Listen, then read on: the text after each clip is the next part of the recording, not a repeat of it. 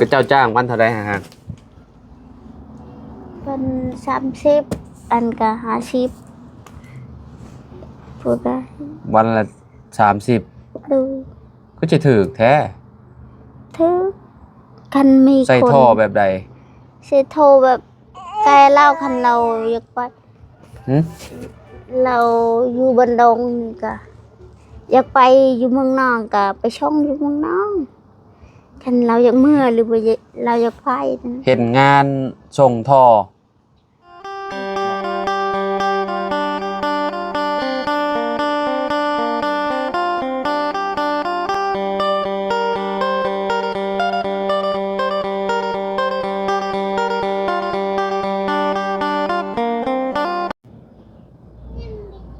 เอา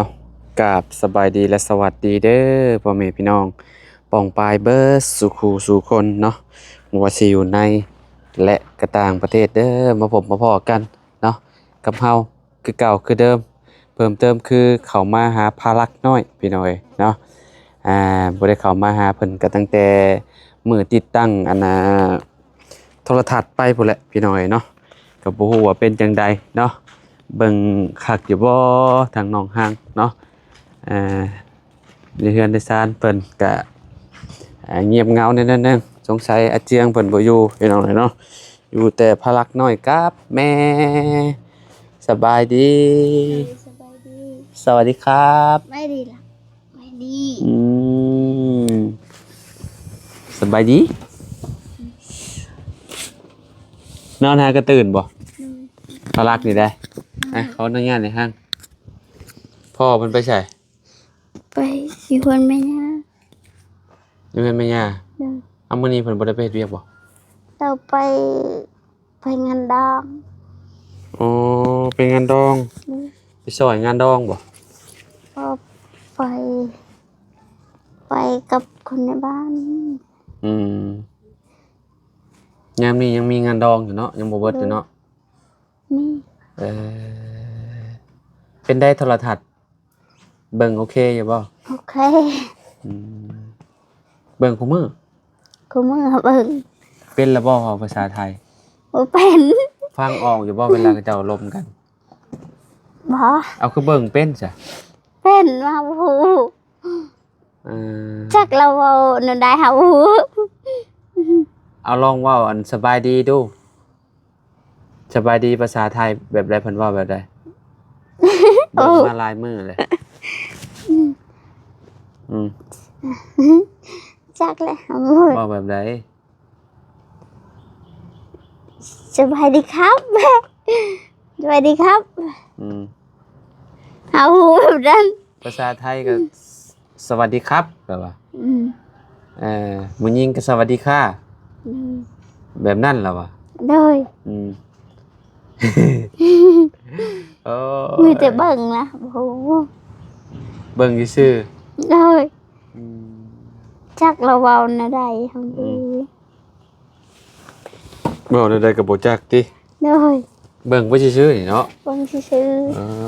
ๆพี่น้องเอ้ยน่ารัก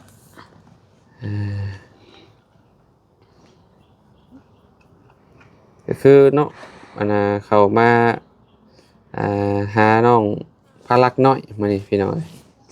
อากาศสุดยอดเลยนี่ร้อนเนาะโดยอากาศร้อนโอ้ร้อนแฮงอีหลีนี่คือแบบบ่มีลมมีหยังเลยพี่น้องเอ้ยฝนสิตกบ่จักพายุเข้าแล้วบางน้ำมันพารักน้อยแค่ออกจากเล่มแหละลายแหละเธอแล้วนายเลย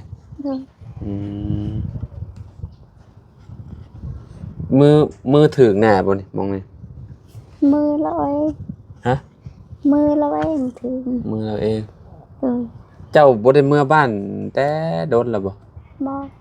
บ่ได้เมื่อจักเทื่อเลยแต่ตอนเอาไปตอนพวกทีมงานอายไปเลยไปตั้งแต่ช่วงอันพร้อมกันพวกตั้งแต่ขึ้นเทือนเจ้าพุ่นเนาะก่อนสิขึ้นเทือนเนาะไปไปเอาหยังเอาแบ่บ่เอาแบ่ตะกี้โอ้ยพี่น้องเอ้ยเนาะบนทางแรกๆนั่นนี่เนาะ ก็บ่ฮู้แหล้วเฮาบ่ได้ไป เขาสอบได้เด้ โดยเขาซ่อมแล้ว ร้อนๆมานี่ใครแน่แต่เฮือนอันน่ะเนาะมีบ่อนนั่งบ่อนเช้าพี่น้องเอ้ยเนาะอยู่ใต้ทุนนี่แหละก็สิโอเคหน่อยพี่น้องเอ้ยเนาะมาด้านหลังนี่ก็สิต้นกล้วยต้นหยังเนาะอ้อมๆเม่นก็เวลาลมพัดมาก็ถือว่าโอเคนะมันก็บ่ได้ร้อนเกินไปเฮือนน่ะเจืองเหมาะเลยพี่น้องเอ้ยเนาะคือว่ามีธุรกิจใหม่บ่อาเจืองเฮ็ดหยังเพิ่นเฮ็ดเวียกหยัง คันเราบ่ได้ไปเฮ็ดเวียกก็เราไปอันนั้น หืมไปใช่ ไปหัดโทรก็แบบ ฮะ ไปแก้ทางเอาหู อ้าวไปใส่ท่อหยังอ่ะพลักเจ้า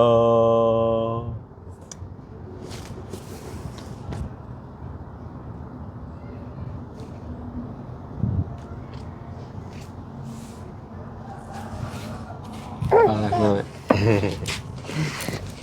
ก็เจ้าจ้างวันเท่าใดฮะ เป็น30อันก็50พูดได้ วันละ30ดู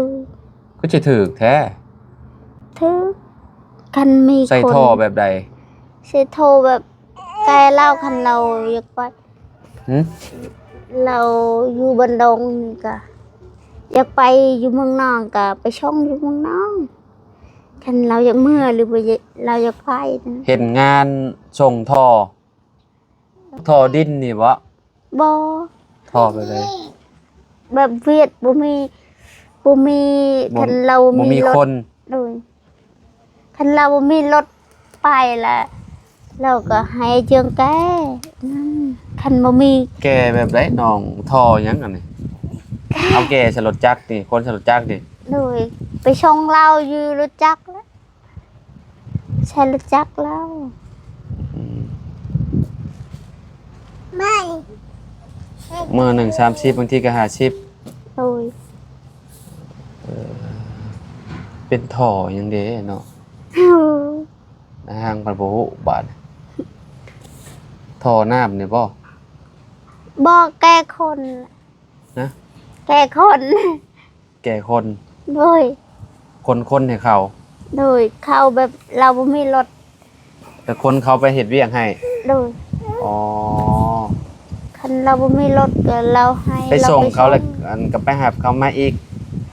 บ่ไปส่งมีแต่ไปส่ง ไปส่งซื่อๆแล้วเขาก็มาเองบ่ล่ะ โดย แต่วันละ20 30 50 โดยคันมีค ก็ น ไปจะได้จักมื้อเลย คันบ่มีคนก็ละเมื่อบ่มีละ หึ คันมีบ่มีคนก็บ่มีละเงิน อืม อันนี้เราแบบคันเราไปเฮ็ดเวียกก็เราไปนี่เราขับไปงานดองกัน ไปงานดอง โดยแต่เราไปเฮ็ดทางให้ต่างหายแล้ว แล้วบ่ให้นะทางแล้วเลย แล้วเราก็เรา ไปเก็บบนละพอดตอนนั้น เก็บหยังเก็บมัน เก็บมากะไม้ เก็บ เก็บ มัน ไม้เก็บหยัง พอที่ว่าเสียงจ้างให้บ่ โดย อืม เก็บไม้แล้วเราจะจูด อืมบ่ได้อยู่ซื่อๆเนาะ โดย อีกบ่โดนนั่นนี่เนาะห่างจักหน่อยก็ปลูกข้าวได้เนาะ โดย ประมาณกลางๆเดือนนี่ก็จูดแล้วเนาะให้เนาะ จูดแล้ว จูดแล้วก็ฝนตกพาลงแล้วก็ลงมือพี่น้องไอ้เนาะปลูกข้าวปลูกหยังแหละบัดนี้เนาะ โดย เฮ็ดผู้เดียวเลยผัวจะเนาะ เฮ็ดผู้เดียว ถือว่าเราขยันได้พี่น้องไอ้เนาะเฮ็ดงานเฮ็ดการทางกระเจียงเพิ่นเนาะ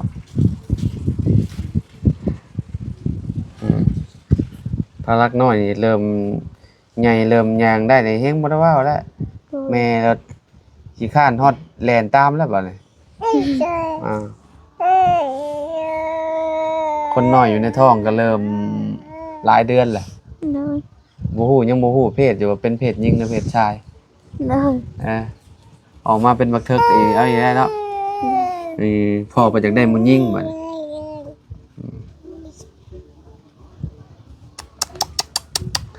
ฝรั่งใช้แขวใช้แขวกินข้าวอันเหนียวคือเก่าฝรั่งน้อยแขวมีเตรียมปากเลย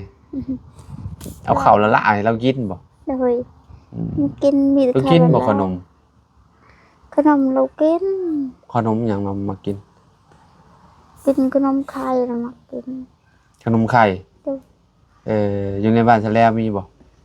แม่ล่ะค่ะ เพื่อนไผ เพื่อน ก้อนเท่าใด เชื่องให้ดุ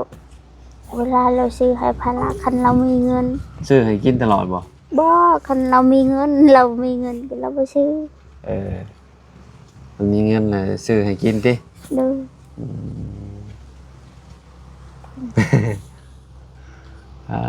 คือว่าแล้วพี่น้องเอ้ยดนๆแบบเพิ่นบ่ได้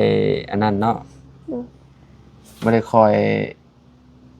คือน้องฮั่งนี่อยู่แต่ในเรือนเอาลูกอย่างเดียวพี่น้องอะล่ะ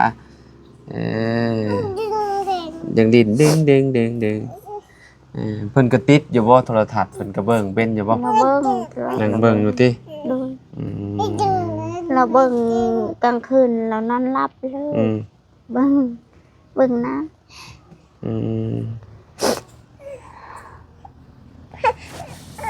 นั่นไง อบอ้าวมื้อนี้นะคือแบบคือสิตกแฮงอยู่ฝนเนี่ยคะแนนว่าตกนะกระต๊อบอันนั้นเฮ็ดแนวใดซะห่างจุเจ้าจุเจ้าดังไฟอันเฮ็ดอยู่เฮ็ดกินอยู่ไส อยู่เฮือนนั่นอยู่กระตูเฮือน เพื่อนไส อยู่เฮือนควร อ้อใหญ่อันนั้นขึ้นไปเทิงเลยบ่ ดู เออ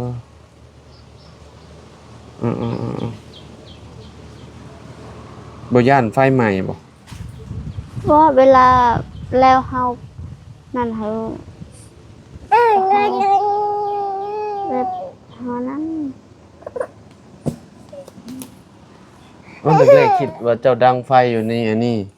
อยู่นี่อันหลุมนี่ บ่อยเฮาดังไฟอยู่ทั้งเฮือนน่ะ ใหญ่ขึ้นไปดังแต่ดนแหละ ดูแต่โดนแล้ว หาก็สิฮู้เด้อนี่ว่าแล้วบ่ดนๆจึงเข้ามาเทื่อนึงพี่น้องเอ้ยเนาะ ดู เวลาสมเจ้าไปทางอื่นก็มอดอยู่บ่ไฟ เฮามอดไผ บ่มอดน้อยอันตรายได้เนาะ ดูแบบลมแห้ง แม่นเพิ่นขึ้นไปดังไฟอยู่กระต๊อบนั่นแล้วพี่น้องเอ้ยเนาะ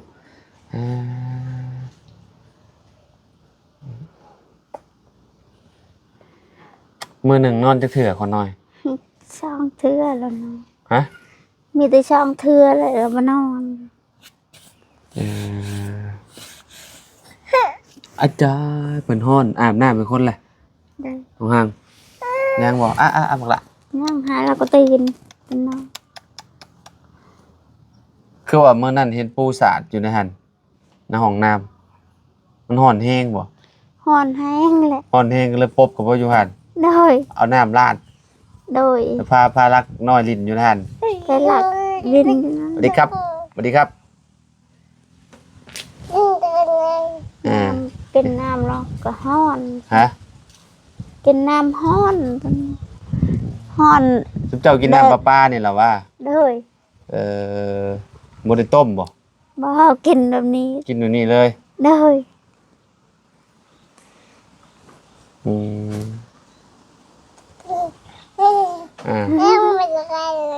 ไปจะไกล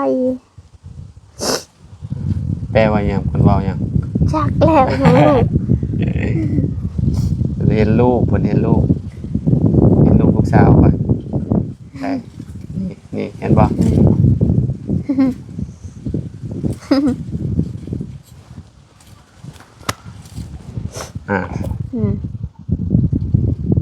ยื้ออีอะจึ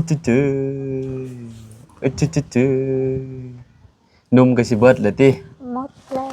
โอ้ยเฮ็ดแนวได้บาดนี่พอหาเงินทันอยู่บ่ จักเลย ฮะ ทันแหละ อืมบ่ทันนี่ก็งานเข้าแล้วเนาะต้องกินนมน่ารัก น้ำมันก็แพงจักจะหาเงินที่ใช้ ฮะ ว่าน้ำมันก็แพงจักจะหาเงินที่ใช้ อืม น้ำมันก็แพง น้ำมันก็แพง ดู เติมน้ำมันก็พอแห้งละลิตรละ50,000 ดูคันเราไปทางให้ก็ อืม ลิตร50,000เราใช้ น้ำมันลิตรหนึงนี่ใช้ได้จังมื้อบ่แม่นใช้ได้จักชั่วโมงสมมุติว่าตัดอันนั้นเปลืองบ่จัก บ่เราทางนาผ้าใส่ผ้า จะผ่าทางอะเนาะ ดู ช่วงนี้น้ำมันโคตรแพงเลยพี่น้องลิตรหนึง แพง 70กว่าบาทพุ่นเลยอยู่ลาวเฮานี่ค่อนข้างสิหนักกว่าจังอะโลล่ะเลยพลักน้อยตะนี่เบิ่งดูมันยังนี่มันยังนี่นอนหาก็ตื่นจากงอแงได้เนาะคนเนาะ หากระตือน อนมื้อหนึงจักชั่วโมงเรานอน ประมาณชั่วโมงนึงเราตื่นแปดแหงละเราอยากนอนบนได แดดมันแฮงเจ้าผูกอู่ไว้คนนอนอยู่หลุมพี่ก็ได้นอนอยู่เทิงบ่เวลานอน ว่านอนอยู่ มานอนอยู่นี่บ่ ดู คืออยู่ซะเนาะคิดว่าเรานอนอยู่เทิงเฮือนพุ่นแดดแบบนี้โว้ยพี่น้องเอ้ยเนาะบ่ให้เว้าแล้วต้องอาบน้ำเนาะจึงสิสดชื่นเนาะพลักโอเคพี่น้องเอ๋ยเนาะเฮาก็สิขอโตวแล้วเนาะพี่น้องเอ๋ยเนาะให้น้องฮังเพิ่นไปซื้อขนมให้ลูกชายเพิ่นก่อนเนาะแล้วอ้ายเอาเงินให้เด้อ ดู ไปซื้อให้เราหน่อยเด้อขนมที่เราอยากกินเด้อฮังเด้อ อืม พี่น้องเอ๋ยเนาะคือสิได้หลายก่อนอยู่เอ้าล่ะโอ้ กับใจอายลายเด้อก็ให้อายอยู่ดีมีแห้งก็ให้อยู่มันคนยืนเป็นสะพานบุญของน้องสา โด ธุ ยขอบใจหลายๆเงินกับเงินเท่าเองนี่แหละพี่น้องเอ๋ยเนาะเอาให้พลักน้อยเพิ่น ดู ซื้อขนมกินพี่น้องเอ๋ยเนาะโอ้เราก็ฮู้จักเนาะฮู้จักเงินแหละพี่น้องเอ๋ยน้อยๆก็ได้ฮู้จักจับเอาปุ๊บปั๊บโลดโอ้คักลีนี่เนาะจะน้อยพ่อก็มาพ่อมาเฮือนนั่นพ่อแม่เนาะ เฮาก็ มีเฮือนเป็นของตัวเองสบายเนาะบัดนี้เนาะ โดย บ่ เว้า ต้องกังวลใจเนาะ โดยเบาจันให้เมื่อวานนี่ก็เฮาซื้อยาพารา เอาเพิ่นบ่สบายบ่ โดยเราก็สบายเราให้ตลอด ใครในเราโดย ชื่อยาน้ำมาให้คนกินเนาะ โดย คิงเย็นแล้วบัดนี้บ่ฮ้อนปานใดแล้วเนาะพลักลุงไปก่อนเด้อลุงไปเลยเด้อสบายดี สวัสดี สบายดีปัดชวนไม่ดีไม่ ส ดี วัสดีครับสวัสดีครับไปปลาแล้วเด้อห้างเด้อ โดย เด้อ สบายดี โดยพี่น้องเอ้ยเนาะมื้อนี้ก็เข้ามาเยี่ยมน้องห้างกับพารักน้อยเพิ่นพี่น้องมาตั้งแต่มื้ออันนั้นพุ่นพี่น้องเอ้ยมาตั้งแต่มื้อเพิ่นติดตั้งโทรทัศน์พุ่นว่าบ่บุญสารวัตรเพิ่นซื้อให้พุ่นแหละเนาะขอไม้นี่ล่ะขอไม้นั้นพารักน้อยก่อนบ๊ายบาย ไปไป บ๊ายบายเอ้ย โอเคพี่น้องเนาะอยู่ดีมีเองบ่สุขทุกคนเด้อพี่น้องเด้อขอบคุณพ่อแม่พี่น้อง FC บ่สุขทุกคนที่ติดตามและเป็นกำลังใจให้เนาะเอาสำหรับคลิปนี้เนาะเฮาก็มา